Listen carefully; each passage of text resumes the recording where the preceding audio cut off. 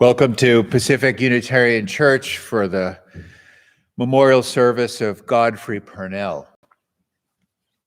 99 years he would be today. He died 13 years short of that. Sad. And we're here to honor our father, a fellow parishioner, a grandfather, a friend, mentor. We're here to honor our loss.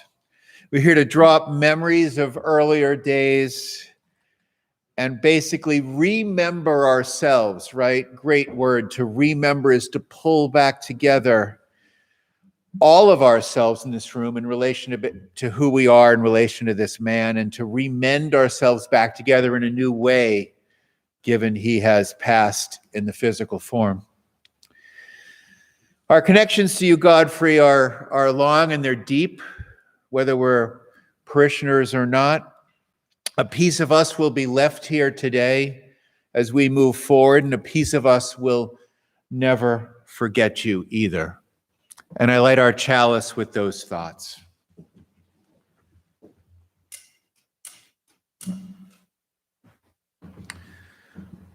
We gather to revisit with our sorrow, reforge our connection to a fine man. If there's an experience that is bigger than words, it is certainly the death of a loved one. I think we all know that. A friend, a family member, and although words are never enough, it is to them that we turn. We're going to hear images of who Godfrey was and remains to us. Today's going to be a scrapbook of stories, regardless of how big or small your relationship was with the man. So we have a eulogy and reflections from sons and reflections from developers of Preschool and different family members. So it is now, having followed in Godfrey's big life, it is now not on us to shirk the grieving, the seriousness, the stories, the laughter, the pausing in our tracks, that this moment involves an awe and a humility that we've reached the bookend of a long, long life lived in this physical form. We're going to start that with a little bit of a moment of silence, and then following that with a musical offering from Severin. Let's pause in just a stillness to draw Godfrey back into this room for just a few seconds.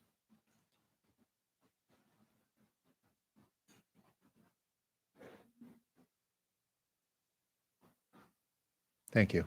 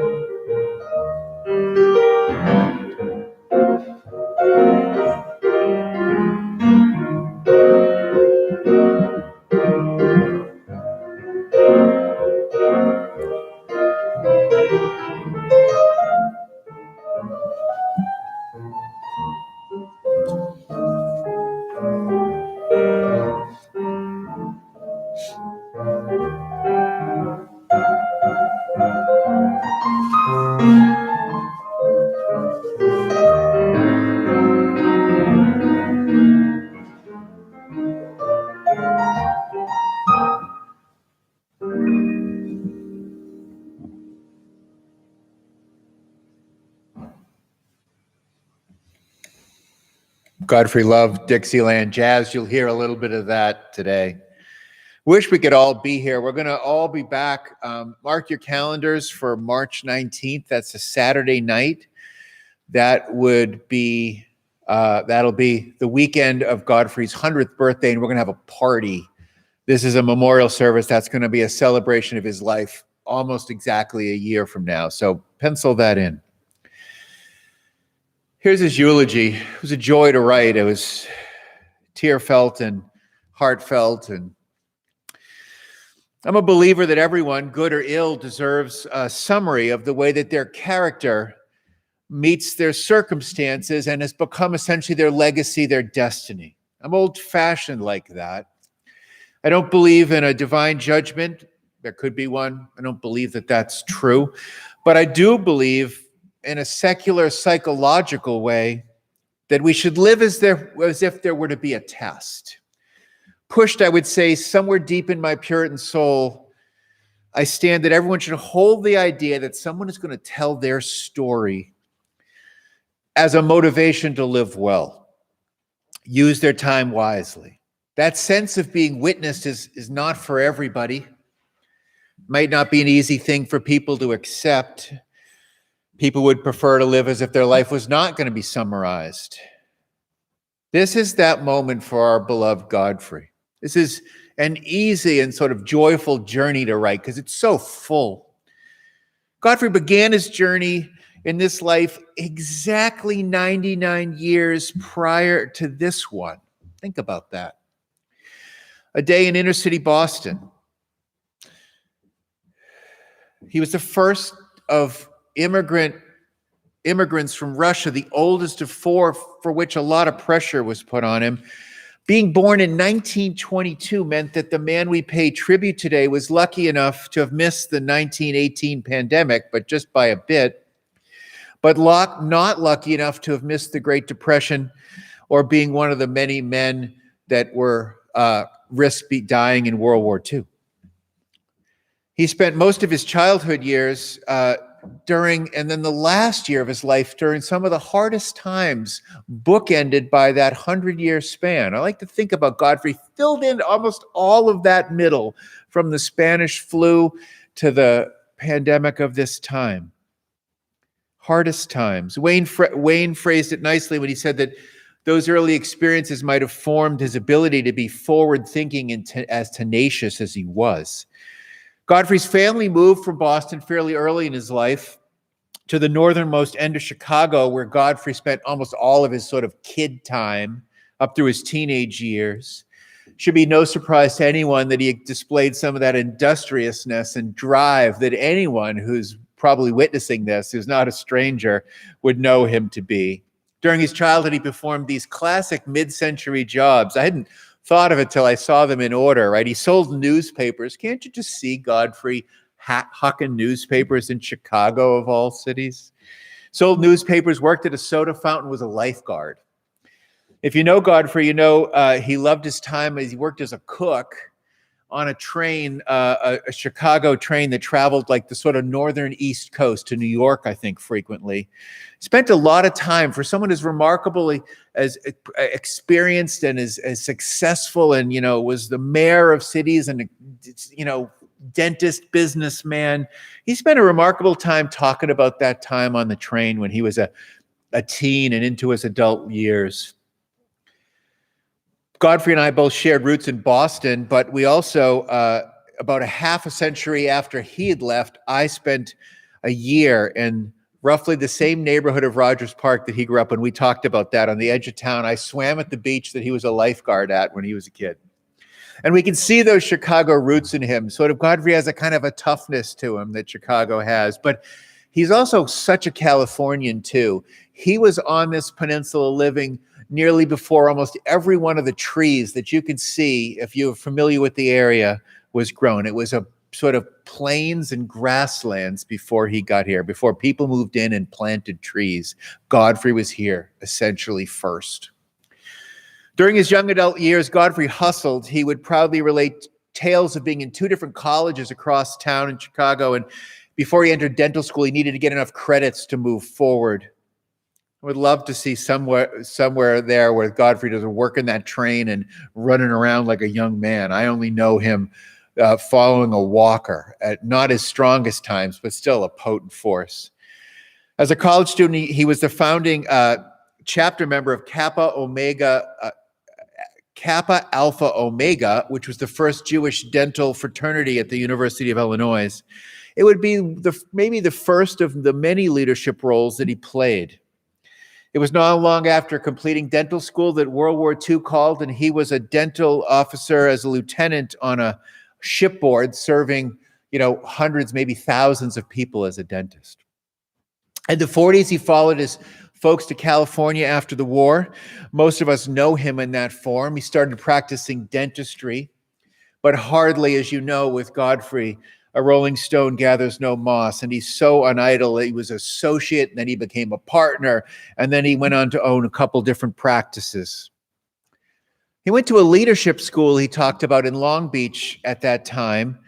We've had a conversation about it recently, and that was defining for him. It moved him, and it was also part of his motivation to enter local politics, which he did in Long Beach. Sort of his roots here are kind of Long Beach. And he started at the Junior Chamber of Commerce in Long Beach, and then he became fairly famously a leader in the Rolling Hills community, serving ceaselessly on the city council and as the mayor for really most of the bulk of his adult life. And when his retirement came, he'd been the mayor of Rolling Hills, one of the most prestigious, exclusive towns in the country, 5 different terms. In that post-war period, he went to a Hollywood party, met his wife, Beverly, the mother of his 3 oldest kids, Gary, Deanne, and Wayne. At this party, they'd be married a year later. It was not long after that they bought the beautiful property maybe you've been to up in Rolling Hills. He would spend the rest of his life in that home. It'd be hard to move from that beautiful, glorious spot. In 1952, the good doctor, trying to both hashtag do good stuff, which was his moniker, became the first to bring prepaid dental care to California and helped culinary workers get access to dental care. Kind of a multicultural man before his time in many ways. Let's stop for a minute, mid-eulogy here, to think about this friend of yours, maybe your father, fellow parishioner, grandfather. What a classic American story Godfrey is. Son of immigrants, hustling newspapers, wiping ledge counters, cleaning dishes, went on to become the mayor of one of the most exclusive towns in America. He invested in real estate, succeeded and failed as in business adventures, owned a restaurant at one point. He loved tennis, engaged cultivating rare fruit trees, became a certified scuba diver, and earned his private pilot's license. He succeeded and disappointed as a father and a husband. Jeff wondered where he got all the energy in that middle of his life. That picture of him as a cowboy, I think of him in that time. You'll see that in a minute if you haven't. This generation that we've dubbed the greatest generation, Godfrey covered more turf than most, just like all those in his generation, or many of those did. In tennis jargon, Godfrey didn't leave anything on the court. Exploration and learning were key values for Dr. P. He was influential in an educational program for the gifted and talented called GATE, and well as supported a reading program connected to his daughter, Deanna, up in Santa Cruz.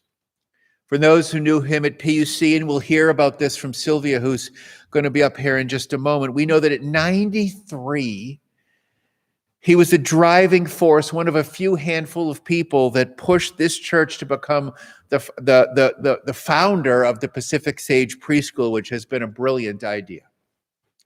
He drove way too fast. And in the first trip to visit him up at his house, trip there would be many, almost weekly, I spent that trip cursing him. Godfrey had tremors. He was coordinated, but he had tremors. And I wondered how this guy who struggled at times to get the fork to his mouth without shaking the food off could drive so damn fast. But he did. It was Godfrey being Godfrey. After my first white-knuckle trip up behind the gates, trips to his house became frequent. I got fed. We exchanged a few jokes.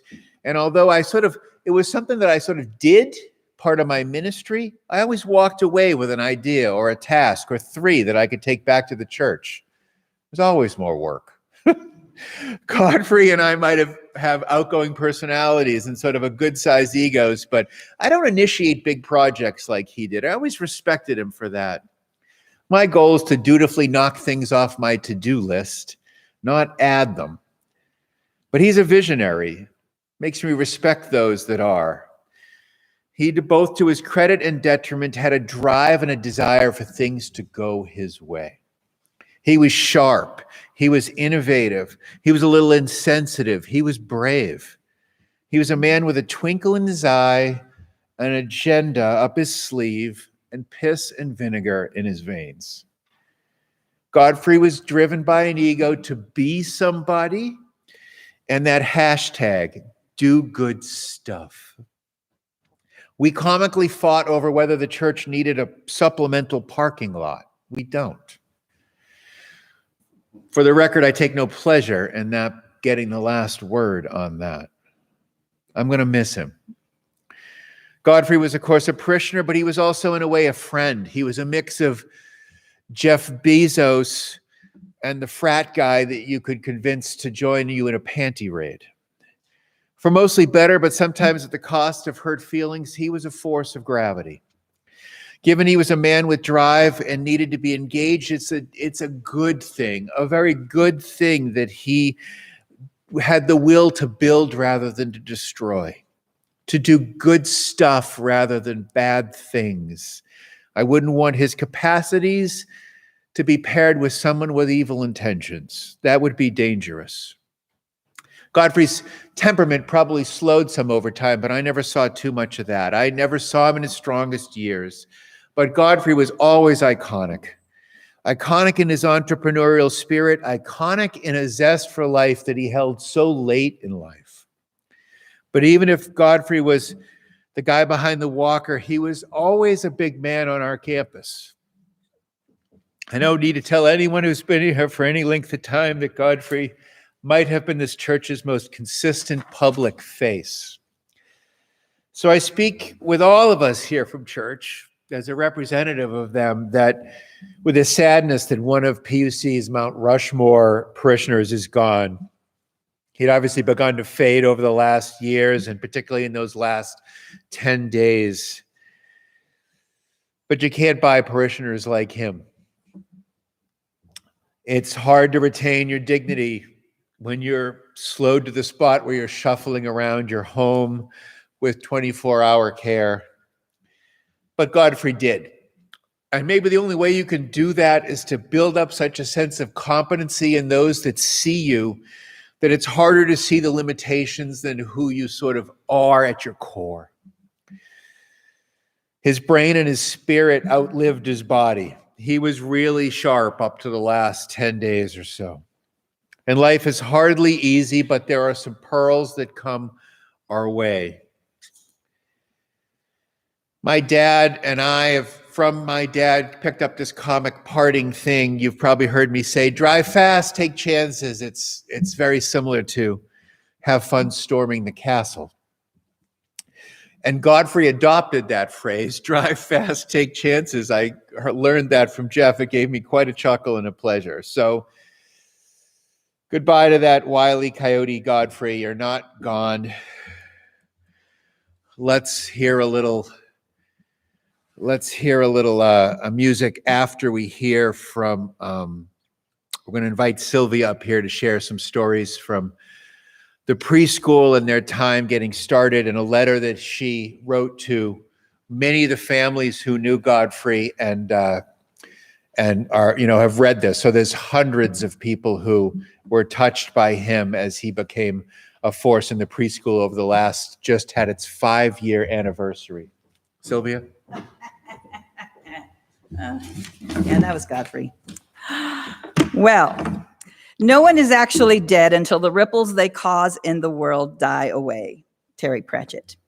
I believe, as a narrative person, that we live as long as someone remembers us and can tell our story.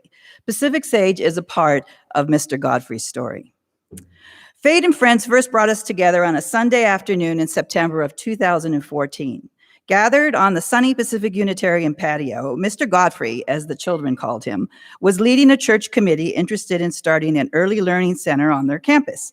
It would replace the one that had closed when its owner retired 30 years. Mr. Godfrey, who was also the mayor of Rolling Hills at one time, asked that city's current manager to, quote, find someone who knows something about this business. Mr. Godfrey's superpower was to bring diverse and unsuspecting people together to do his bidding. I had once worked with this manager in another city more than 10 years before, and after a quick game of 7 degrees of Kevin Bacon, there I was consulting and giving the committee an idea of what they would be getting themselves into if they started their own school. I honestly tried to make it daunting and a little scary. Early childhood was my passion and my work for more than half of my life.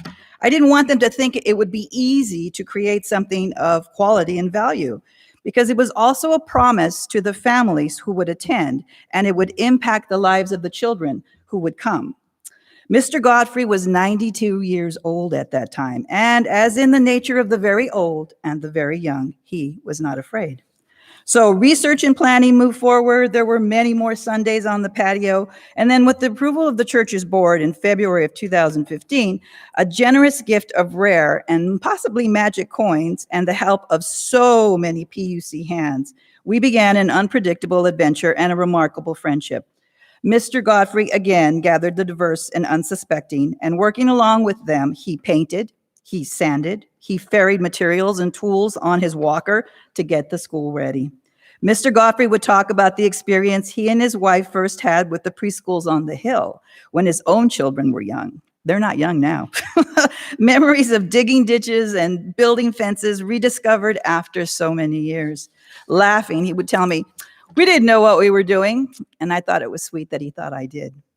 As many of him knew, they would agree, Mr. Godfrey had strong opinions and could be stubborn, but he was also charming in a Spencer Tracy sort of way, endearing and kind. During those many Sunday afternoons enjoying the church's food ministry, we talked about early learning philosophies, how we got to be the people we thought we were, and debated business model strategies for the school. He finally conceded that the business of young children was not exactly the same as the business of teeth. I gave in to using 4.3 instead of simply 4 to calculate weekly and daily rates, knowing that I would regret having to keep track of all those pennies. Now I'll laugh, but I can't promise I still won't swear. 9 months later, in October of 2015, Pacific Sage opened its doors to 5 children: Chloe, Joya, Benjamin, Henry, and Brighton, a red-headed firecracker, as Mr. Godfrey described her. She was a particular favorite of his. After she moved on, and I would come and tell him about the new children that were joining us each year, he always wondered what she was doing. The school quickly filled with a wide, diverse group of children and families, and at one time we counted 11 countries and 9 different languages represented in the school. And every year was more fun and more amazing than the one before it. When we checked in with each other during this year of pandemic uncertainty and isolation, his first question was always, how is the school? It was reassuring for him that our children and our families were safe and thriving. This October, the school will be 6. Pacific Sage made Mr. Godfrey happy, and he took great delight in the children who played in the Sage. A favorite question was always, how could we have more children? In the first several years, he visited whenever he could to spend time talking with the friends. He shared corny jokes, brought us fruit from his trees, or pale blue and green eggs from his sister's chickens. He particularly enjoyed giving the children rides around the yard in his walker. I would walk close to listen to their conversations and just in case. Once, a small friend who was getting a ride looked at Mr. Godfrey and asked with great seriousness, "Are you old?" And Mr. Godfrey chuckled and said, "Yes, I am." With that, the boy replied to him matter-of-factly, "I'm 3." And then off they went. Well, the children always welcomed him as one of their own. Swarming around him, they liked touching his hands, asking random questions like why his ears were so long, and admiring his walker. The imaginative, curious, and mischievous always recognized one another. And like them, you could soothe Mr. Godfrey with a hug and a little ice cream. After he was advised not to drive on his own anymore, he would convince, again, unsuspecting friends and family visiting him to bring him to Pacific Sage, under the pretense of meeting me, seeing the school, or dropping something off. Like the children, he was clever that way. Shortly before he died, we were able to visit, both of us having had our shots. We had a long hug. The CDC would later approve. He still wanted to talk about the school. He still wondered about that little firecracker, and he still wanted to know how we could have more children. I told him we could start planning ways to share the idea of a Pacific Sage with others, and I finally got an okay from him. Leaving is an unavoidable part of living. The traditional goodbye song of Pacific Sage is Happy Trails, because who doesn't like a good rowdy cowboy song? But more importantly, it ends with the line, "Happy trails to you until we meet again." We sing it to the wildlife we find, study, and then let go. We sing it to the living things that we cared for or find that have passed on. We sing it to friends who leave us for new experiences and adventures at the end of each year. When we believe we will see each other again, we can bear the separation. Today is Mr. Godfrey's birthday. We talked about that too. He thought 99 was old. It is. He felt Pacific Sage friends should celebrate with music and a lot of cake. We will. But I hope friends and family will find a little cake and take a moment to sing for him today. Pacific Sage exists as a wonder-filled place for young children because of Mr. Godfrey's friendship, his unwavering commitment and caring. We and our yesterday, today, and tomorrow children are forever grateful. Happy trails, Mr. Godfrey, till we meet again. Thank you, Sylvia. Thank you, Sylvia. We're going to hear another Dixieland piece, and then I'm going to invite the brothers up here. Jeff first, and then Wayne are going to just share their reflections from being the son of such a man. Severin.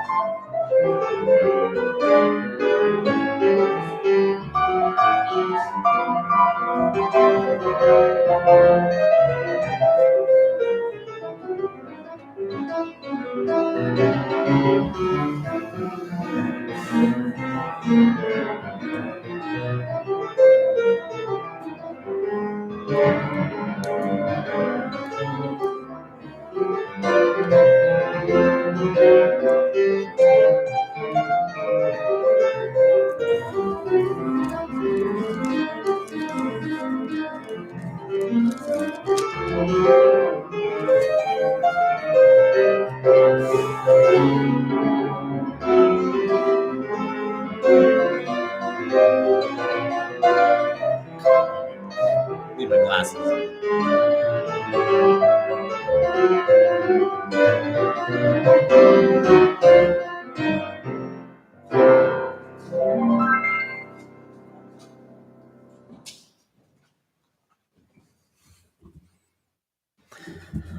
Whew. Thank you. Dad loved jazz. My name's Jeff. Dr. Godfrey Pernell's youngest son. Today's his birthday, as you may have heard. He would have been 99 today. And that seems like a lot. And it is. And yet the life he lived, as the Reverend touched on, was more like 3 or 4 lives. He had more than one life, even. And so it's unlikely that any of us really knew him in his entirety.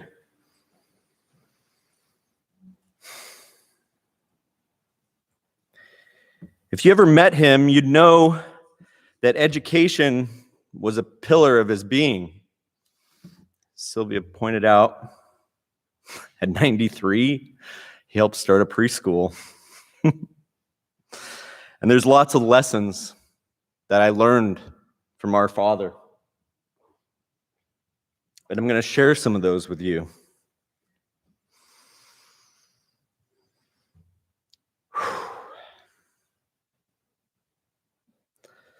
Life is a smorgasbord. He loved buffets. He'd tell me, you should try it all, and then go back for more.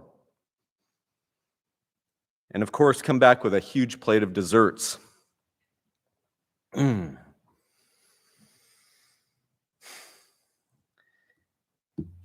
learned that everyone knows a joke.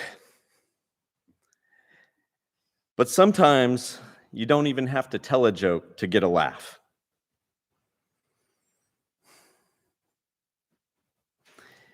Even if you think you know better, unsolicited advice pushes loved ones away.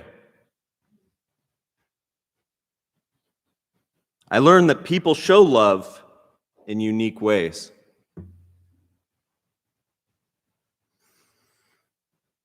You should always look for a bargain. And there's always a bargain.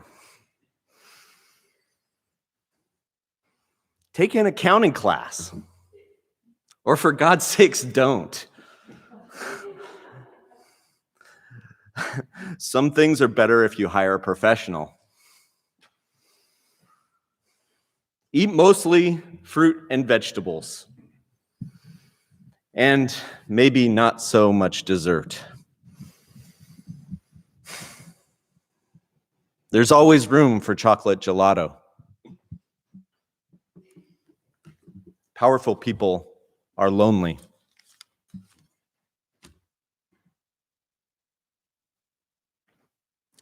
Play with your kids and your siblings and your friends, if they'll let you. And anyone else, really, that you can convince. Tip. Leave a fucking tip.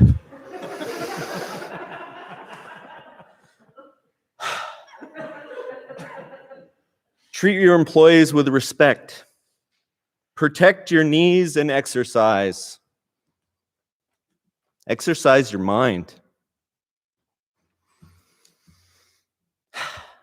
Watch crows dance. Hire professionals, not your friends.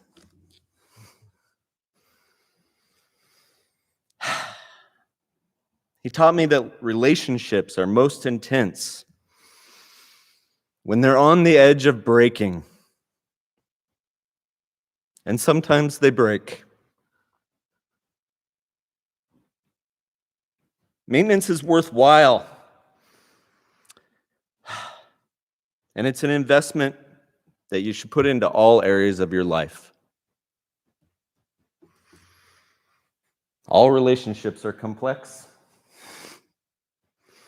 And being a sibling means to be something special, very special to someone else, as he held his siblings super close to himself.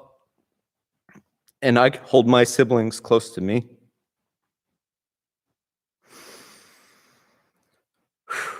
Love as many as you can, and try like hell not to hurt people.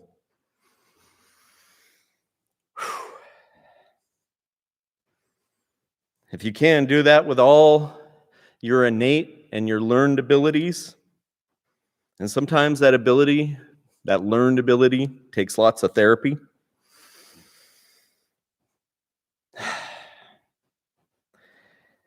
And finally, he taught me to be a minch. and of course, to do good stuff.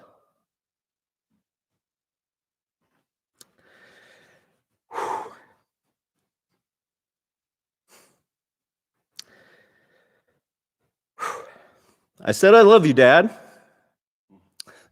Now get out. Thank you.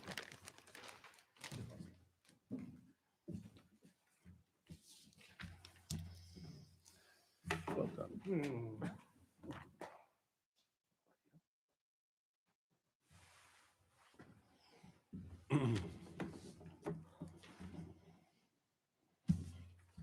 Life is complex.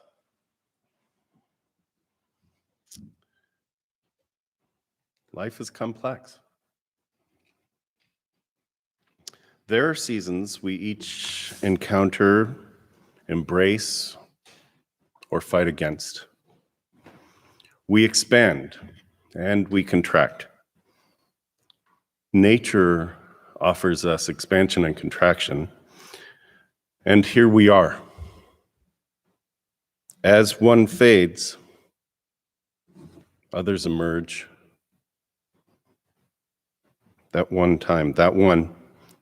This time, was my father.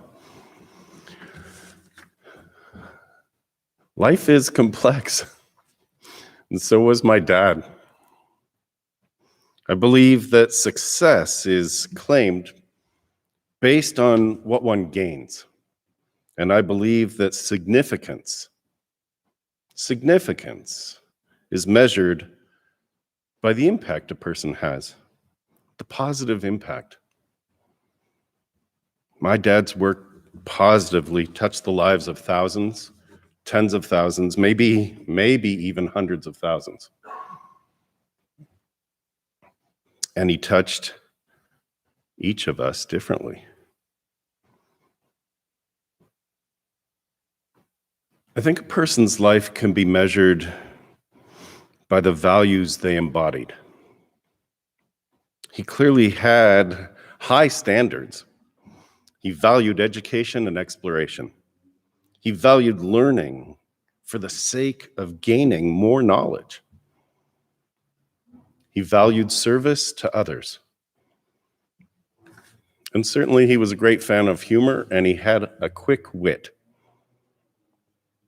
And at the foundation of it all, love. Love. He valued human contact. He commanded and sometimes demanded respect. Life is complex. He was complex, and his relationships with others were complex. That's the dual nature of most people. As a kid, I'd sit with him on Sunday mornings, and we'd watch the black and white television set. Color was available, but why? We'd watch bullfights, bloody and cruel, because we could get the Mexican broadcast with our rabbit ears antenna. And moments later, we'd be watching Leo Buscaglia teach us about love on PBS. He was gruff, and he was soft. Like his favorite cacti, he could be prickly on the outside, yet really gooey on the inside. He gave me a good foundation. Things I learned: how to make an ice cream sandwich, how to sharpen a knife, how to flip an omelet, how to drive, how to find a bargain at a garage sale. And most impressive, before he turned vegetarian, was how to light a barbecue so that the flames could be seen from outer space. He taught me plenty of other things as well. He introduced me to education beyond my scope, teaching me not to stay static or complacent with what I knew at any given time. I joined him in dental continuing education services. The courses, the learning about clinical hypnotherapy, encouraging my interests in psychology beyond the typical office setting. We enjoyed the lectures of Buckminster Fuller, and he took me to meet Wayne Dyer. Influence comes from inviting people to think differently, challenging them, and by being the role model. He did that for us. He challenged our thinking and he encouraged us to try new ways, all the while pointing back to the path that he'd paved to get where he was. He got us to think, to laugh, and to prepare for our next conversations with him. We each had such a different relationship with him, and I'm pretty sure he pushed each of us out of our comfort zones. He was supportive and he was challenging. Life is complex. He was complex. He gave me a solid foundation for who I am today. And I have gratitude for that. I have a deep appreciation and love for this complex man who is ever present, though no longer with us physically. And since I can't wish him a happy birthday in person today, for as complex as everything else is, I will simply say, thank you, Dad. I'm off to do good stuff. Do good stuff.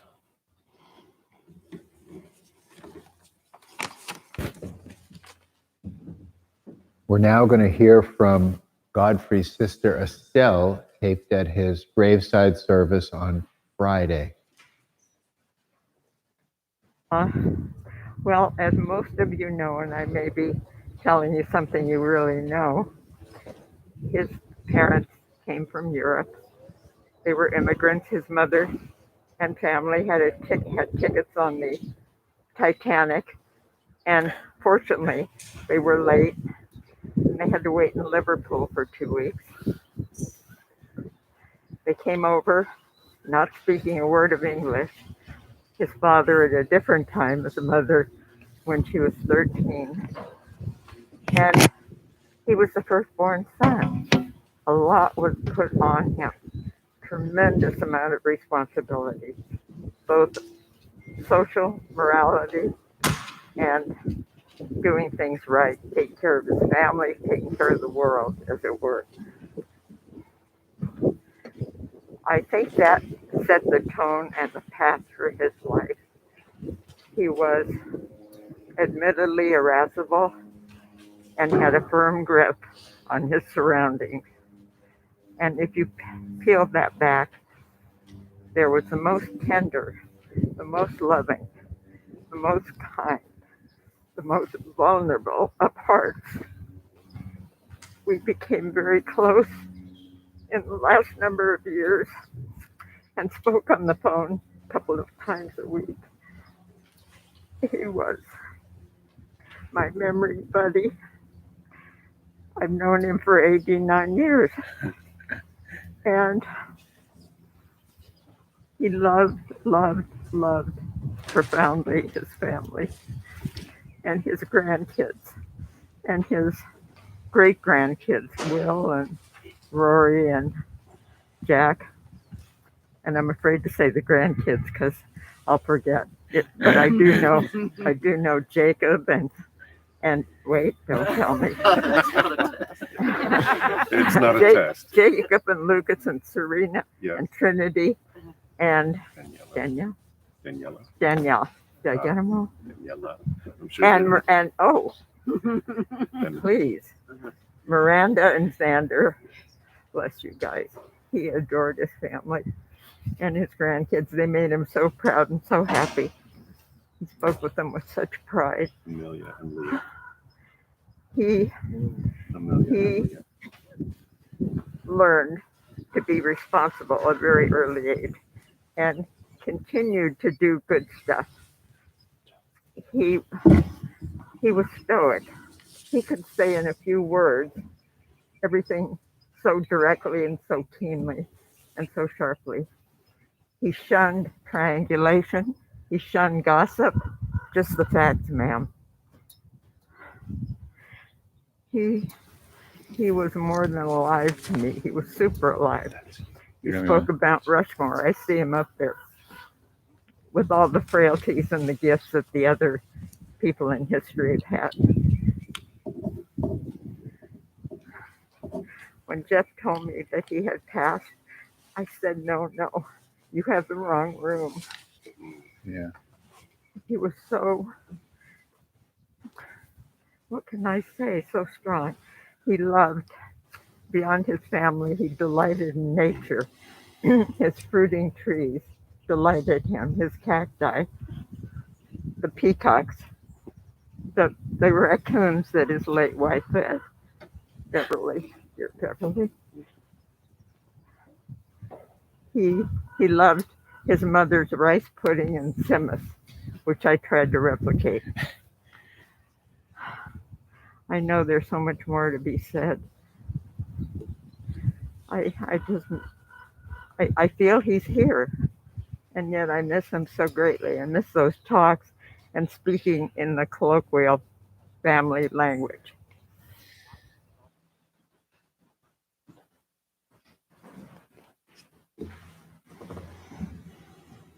We have a responsive reading I've written for Godfrey. I would normally share it with the congregation, but we're here on video. When we meet strong men who instinctively seek to shape the world around them for the better, Godfrey, we will remember you. When we see the joy in the eyes of those who are surprised at the cheeky punchline of a joke, Godfrey, we will laugh for you. When we think about Dennis, chocolate ice cream, and that cheeky punchline. Godfrey, we will think of you. When we gather together physically and virtually with those who are here with us today, Dad, Godfrey, we will remember you. I'd like to invite anyone who wishes to come down and share a few thoughts. There's some folks here who've been prepared to say a few words in Godfrey's memory, and I invite them to come on this side, and we're gonna join in some candles of memory.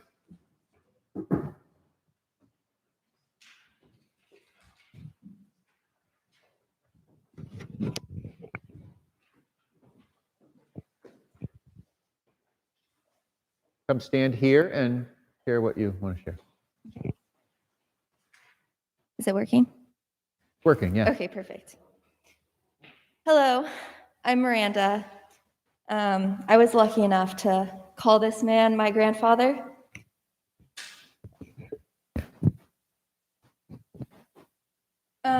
Just a couple words I would use to describe him as is loving, dedicated, devoted, hardworking, caring, and one of the most unique grandparents anyone could ever ask for.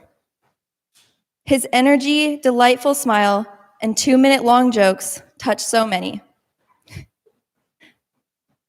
I know that he has touched and has had a powerful impact on every single person here, as well as everyone who was not able to join us today. This day is unfortunate, and I have been dreading it a very long time because it just truly felt like it was never going to happen. However, I believe we can take this day to celebrate his long and eventful life and be present with the memories that he has blessed us with. Not last year, but the year before that, at his birthday party, there were these jars of candy that were for a guessing game, where you guess how many candies are in the jar and you win the jar of candy. Grandpa wanted me to take the jars and put a little bit of candy on each of the tables, without knowing it was for the game. Then someone finally went up to me and said, that was for a guessing game. And I told Grandpa, and he said, well, now everyone wins.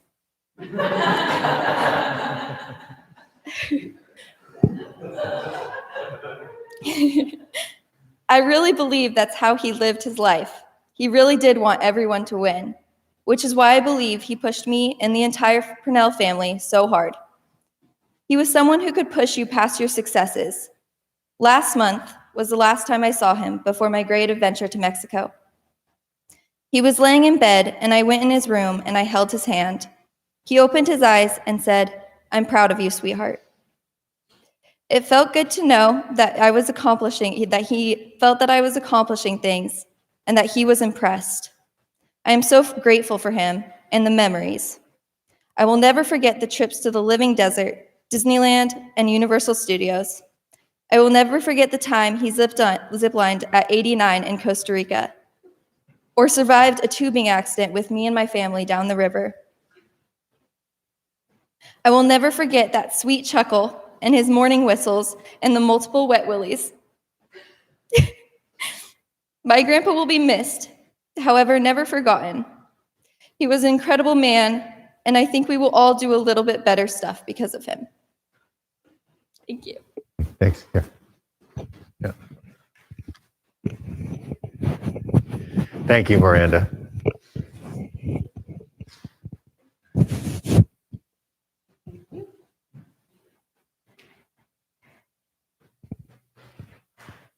Pull up my notes. So Grandpa had a phrase. I know I'm not the first nor the last to bring this up. This is the phrase that he ended calls and visits with. Do good stuff. It's a little ambiguous, but the overall message is clear, isn't it? Do good stuff. Eventually, this transitioned to ending calls and visits with, I love you, and I'm proud of you. And I think ultimately, that's what do good stuff means. Do something that you love and that you're proud of.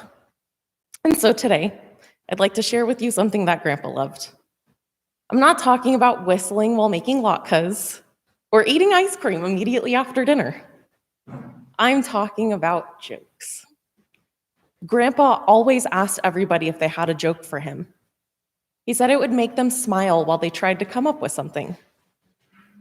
After a while, I ran out of jokes, and I turned to my friends for their best before I called Grandpa or visited. That way, I'd be prepared when he asked, "Got a joke for me?" So here's one that made him chuckle. What's the #1 leading cause of dry skin? Towels. He shook with glee as he took off his glasses and just held his face, thinking about what I just said. And this is the image of him that I'll hold in mind forever. I have been sharing with my fiance, and really anybody else who would listen, my memories of interactions with Grandpa as they randomly pop into my head. These range from him sticking his fingers in my mouth to check my teeth development, to riding a roller coaster in his late 80s, to challenging me to build my voice to stand up for myself, and to fostering my love of ice cream after dinner. He had an odd way of showing it sometimes, but he loved fiercely. He whistled while he made breakfast, and he listened to music well past midnight. He questioned everything presented to him. He loved showcasing his day-to-day activities. And he loved being nonstop.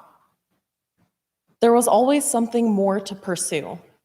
So the question he leaves us all with, what's next? And whatever it is, his encouragement follows. Do good stuff. And happy birthday, Grandpa. Thanks, Serena.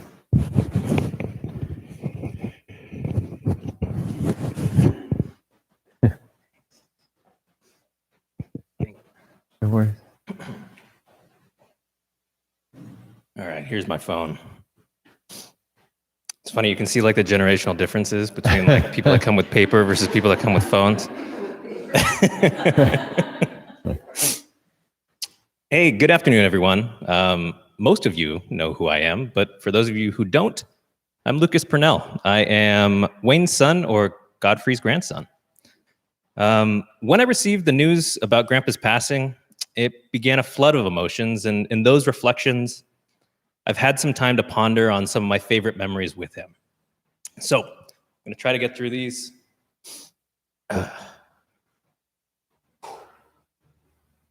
Truly, how do you summarize the 27 years of memories you've had with someone in a matter of 4 minutes? There's no way to do it, so today I'm just going to share some of my favorite memories with you. Grandpa Godfrey, he meant so much to so many different people. And what he meant to each of us is different for all of us. To some, he was a brother. To some, he was dad or uncle. To me, he was grandpa. Sharp, witty, particular, stubborn as hell. He could be cantankerous at times and, in a flip, become completely empathetic and compassionate. He taught me how to shave and drive in traffic at the same time. I'm not kidding. That was a real lesson that I learned at 15 and a half on the 405 at 5 p.m. driving through Long Beach. Or how to drive with your hands through the steering wheel. I don't know if you ever took a drive with him, but straight, I'm not kidding, straight through the steering. He was like any human, multifaceted and complex. He loved deeply and cared significantly for his people, his family, whether blood or otherwise. Some of the stories that I'll always hold dear to my heart, they range from love to gardening. So I'll share this one with you. Grandpa enjoyed the occasional cigar. Once, while sitting in the back patio at his home in Palm Springs, we were chatting, just him and I, surrounded by his fruit trees with the summer breeze kicking up. His cigar went out. And as matter of fact as he could say it, he told me, "Lucas, love is like a cigar. You can always reignite it, but it will never be the same." And that's a life lesson I've carried with me. To love deeper, to care for one another, and to never stop trying. Or one of his favorite stories that he often recounted when I came and visited, it was Christmas Eve, and the sliding glass door to his garage needed some work. Some folks came out to help fix it, probably the same folks that Jeff was talking about needing us to hire. And in the heat of everything, those gentlemen forced it on the track and caused the entire thing to shatter on Christmas Eve. And without a beat, Grandpa didn't seem all that upset, which candidly to me at the time, it shocked me. The gentleman patched everything up, patched the door up with some wood, and Grandpa even gifted them a bottle of wine as they left. He often shared that story, even later in his life, to illustrate that even in the worst of times, sometimes leaning in with compassion and understanding is the only way to be. It's the only approach you can take. And I have some other memories like morning latkes or fresh smoothies in Palm Springs. We often joked how we were going to start our own smoothie bar with wild flavors like cucumber blackberry. Believe me, it was gross then and it's still gross now. Don't recommend it. But Grandpa would never squash that creativity. He encouraged it. And so that's how I'll remember my grandpa. As I'm sure most of you will remember him. Compassionate, loving, understanding, funny, sharp, particular, someone that loved a great deal. And I mean that in a double entendre. He loved to go garage sailing. It was like a sport to him. So today we say happy birthday. We say until next time. I thank you for all that he's done for us, for our family, for me, and I'll carry you with me each and every day. I love you, Grandpa. Until next time. Thanks.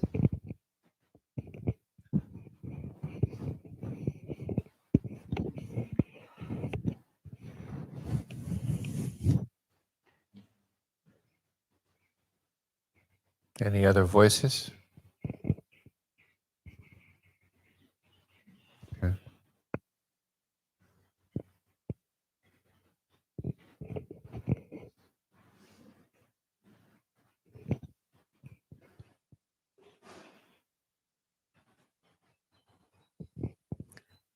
I hope I can do this.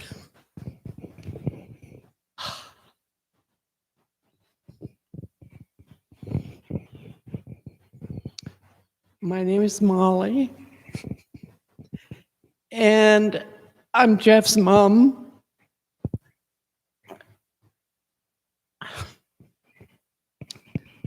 Godfrey had many sides to his personality, and one of them was that he loved and adored ladies. We met in 1966.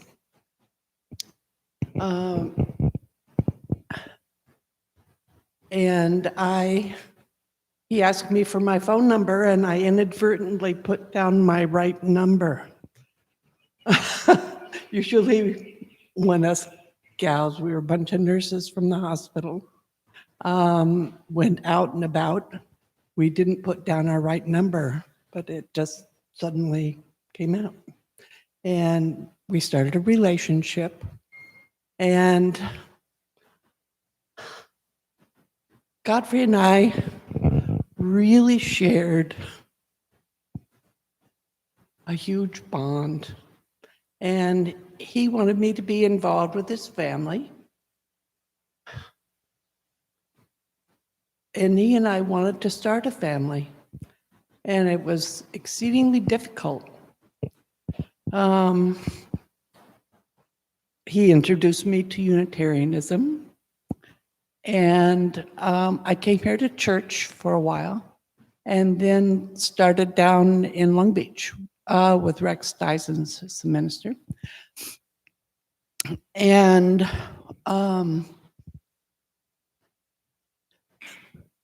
Godfrey and Beverly and I were all friends. And I was friends with the family. I remember riding on Bobo with Wayne when Wayne was about 7.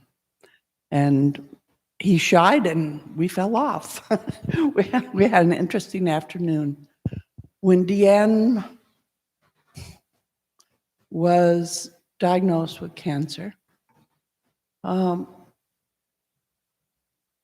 Godfrey decided that rather than make a split with the family, that perhaps we could all live together, which was quite a unique idea. And we discussed this quite thoroughly. Up at Binville Pines, they were having a very interesting kind of educational situation where alternatives to the nuclear family were discussed. And we all discussed this situation, and I decided that this was not something that I could do, so I left. And we maintained our relationship and developed another family. And we will be forever grateful for our son. And it's been a difficult, but this is a Godfrey kind of time. And I would like to share with you one thing that maybe you have all experienced, or maybe not all of you, but he had a way of singing to his family. And he would love to sing in the morning, and sing when you roll out of bed in the morning with a great big smile.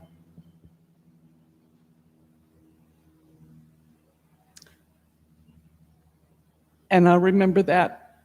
And he was a wonderful, wonderful man, and I have no idea where he got the time to do everything that he did. Thank you.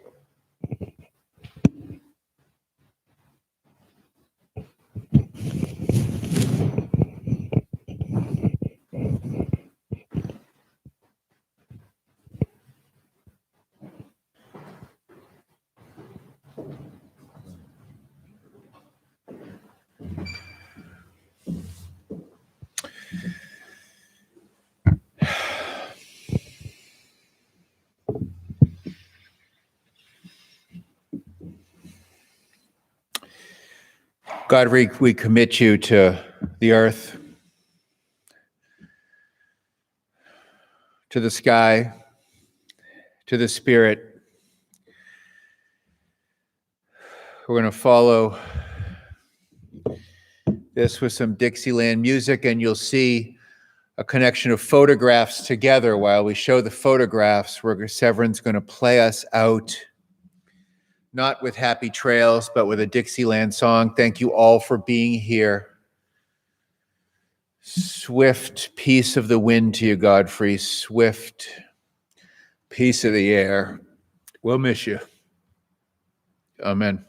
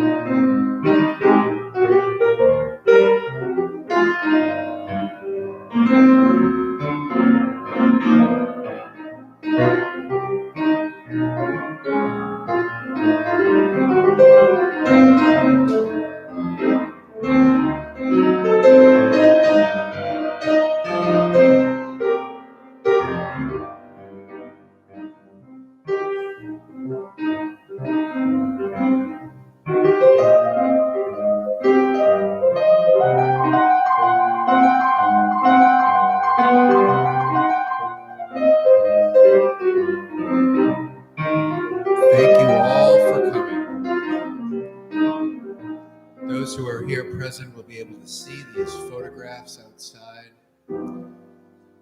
Thanks for honoring such a great man. Go do good stuff.